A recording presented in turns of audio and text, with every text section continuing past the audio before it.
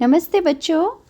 आज हम एक कहानी पढ़ेंगे, पेड़ की कहानी। कि पेड़ जो होते हैं कितने परोपकारी होते हैं। वे हमें क्या क्या नहीं देते, फल देते हैं, छाया देते हैं, घर, हमारी जीवन के लिए हर एक वस्तु प्रदान करते हैं।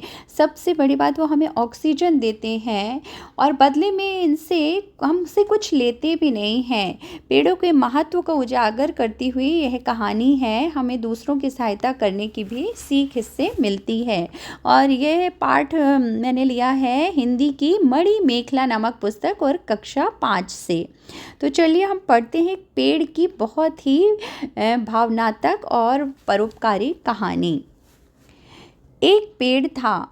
वह एक छोटे लड़के को बहुत प्यार करता था। लड़का प्रतिदिन पेड़ के पास आता और उसके पत्ते इकट्ठे करता था। पेड़ पर बहुत सुंदर फूल लगते थे। लड़का फूल इकट्ठे करके उनकी माला बनाता था। वह पेड़ के तने पर चढ़ता और उसकी डाल पर झूला झूलता। वह पेड़ के फल खाता और उसके साथ लुका छिपी खेलता।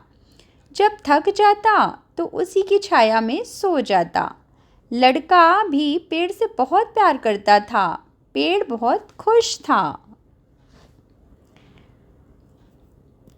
फिर समय बीतता गया। लड़का बड़ा हो गया। अब पेड़ अपने आप को अकेला महसूस करने लगा। एक दिन जब लड़का पेड़ के पास आया तो पेड़ ने कहा, बेटा आओ, मेरे तने पर चढ़ो और मेरी डालों से झूलो, मेरे फल खाओ, मेरी छाया में खेलो और खुश रहो। लड़के ने कहा, अब मैं बड़ा हो गया हूँ। अब मेरी उम्र पेड़ पर चढ़ने और खेलने की नहीं रह गई है। मैं अब चीज़ें खरीदकर उनका आनंद उठाना चाहता हूँ। अब सब चीज़ों को खरीदने के लिए मुझे कुछ पैसे चाहिए।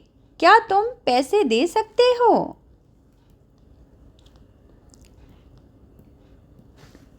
पेड़ ने कहा, पैसे तो मेरे पास हैं नहीं। मेरे पास केवल पत्ते और फल हैं। मेरे फल तोड़ लो और इन्हें बाजार में, शहर में बेच देना। इससे तुम्हें पैसे मिल जाएंगे और तुम अपनी मनचाही वस्तुएं खरीद पाओगे। लड़का पेड़ पर चढ़ा। उसने फल तोड़कर इकट्ठे किए। पेड़ बहुत खुश था। लड़का वे फल बाजार ले गया।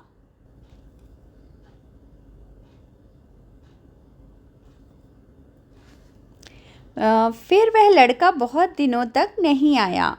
पेड़ दुखी हुआ।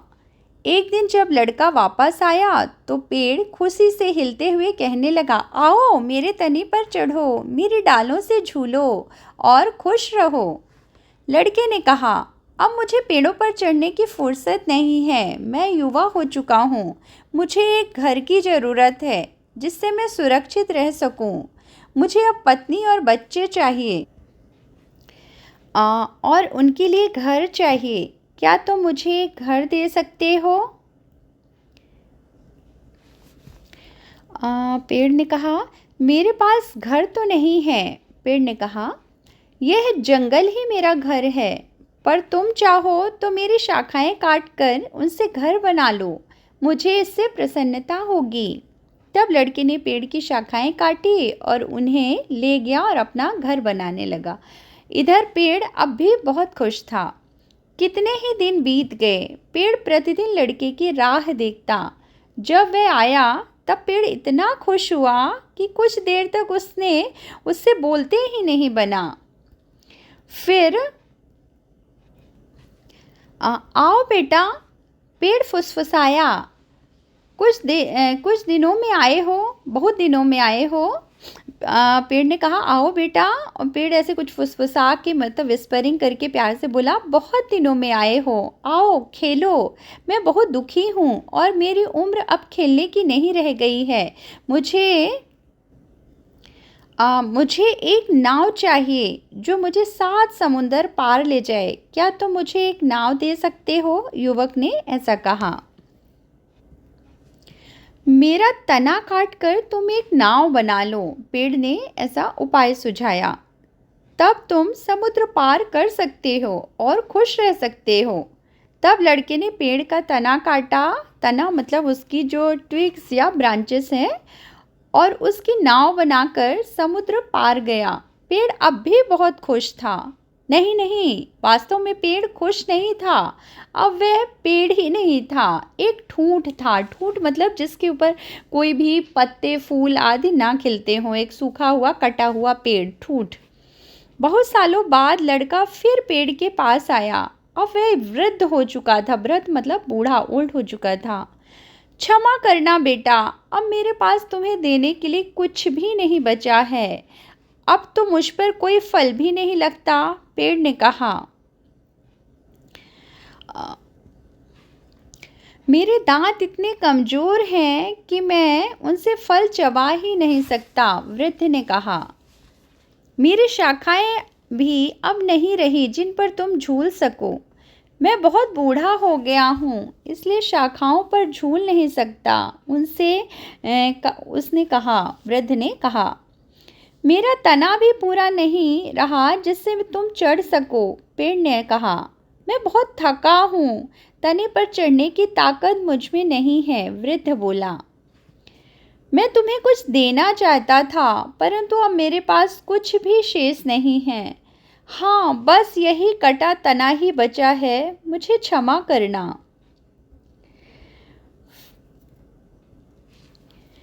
मुझे अब ज़्यादा कुछ चाहिए भी नहीं, वृद्ध बात काटकर बोला। केवल एक शांत जगह चाहिए बैठने और सुस्ताने के लिए। मैं बहुत थक चुका हूँ। पेड़ ने कहा, आओ बेटा, मुझ ठूंठ पर बैठो और आराम करो। वृद्ध उस ठूंठ पर बैठ गया। पेड़ अब फिर प्रसन्न था।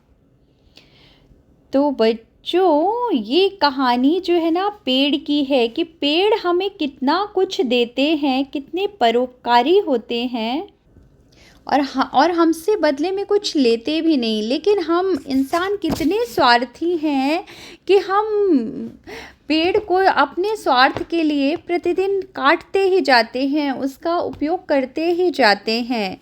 इसलिए हमें पेड़ों से परोपकार की भावना सीखनी चाहिए कि पेड़ हमें खुद मिट करके हमें हमेशा कुछ ना कुछ देते रहते हैं और हम पर परोपकार करते रहते हैं।